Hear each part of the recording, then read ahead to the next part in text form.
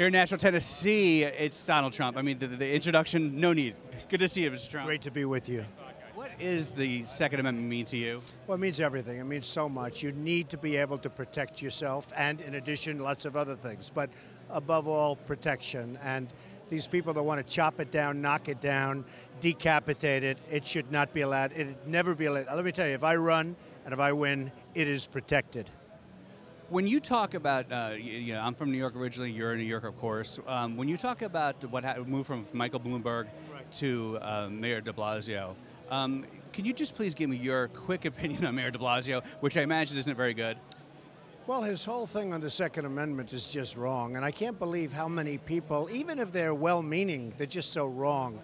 And, I've had a concealed permit for many, many years, and it's not easy to get in New York City, let me tell you. It's a very tough thing. But my sons have been members of the NRA for a long time. They're phenomenal shots. They're hunters. They love it. More than anything else, they love that. But I just don't understand when you see the people that try and knock down the Second Amendment and take away your rights, it doesn't make sense. Even from any standpoint, it doesn't make sense. When we talk about the remaining years of the Obama administration, what are you most worried about? Well, I'm just worried about the country, above all else. I mean, the country's going to hell. We're going to be another Detroit by the time he finishes. And he's an incompetent. I mean, he's an incompetent president, the worst president we've ever had. And we have to suffer for another year and a half, and we'll see what happens after that. You talk about if you run, if you're president. Let's just magic wand say you're President Trump now. What do we do about Iran? Well, the biggest thing I'd do is I'd build up our military so strongly. I would certainly not approve this deal. This deal is a disaster. It's a joke what he's doing. I mean, it would be a joke if it was funny, but there's ultimately nothing funny about it. Iran is going to be so powerful if they allow this to happen. They will have nukes. You're going to have nukes all over the place. Everyone else will have them. And Iran's going to be a very rich nation because we're taking off the sanctions. The money is going to be pouring. And you see what they're doing even without the big dollars or the big bucks. So it's a disaster, and he's a disaster. Our negotiators are the worst. When you look at it, just the worst. Even the three prisoners, you have three great Americans over there right now. Wouldn't you think, like at the beginning, you say, hey, fellas, release them, just release them. You could get them out. They don't even bring their names up. Now, I just interviewed Montel Williams about the free Amir thing. The poor man broke down 4 times in the interview. I mean, the fact that we leave these people over there is so sickening, sir. And you could make it a little tiny part of this whole thing and they'd be gone in 2 seconds if you had the right messenger. But we don't have negotiators. We have people that aren't smart and they have no understanding. I wrote the book, The Art of the Deal. Believe me, they should read it.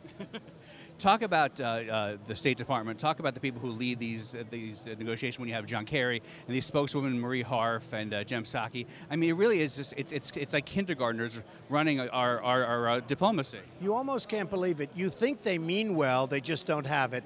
Probably they do, but they're incompetent. I mean, we have people running this country at the top levels of the country, including the president, obviously. You would almost think it's impossible for them to come up with these decisions and base things on these decisions. You would think it's impossible. So, hey, look, hopefully in a year and a half we're going to have a whole different ballgame. The country has tremendous potential.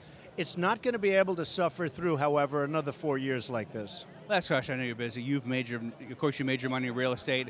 We are always told that real estate is it's the best investment. Talk about just when people are talking about their portfolio, just talk about real estate as something that is such an important, tangible asset. Well, I love real estate. You can taste it, you can feel it, it's just there.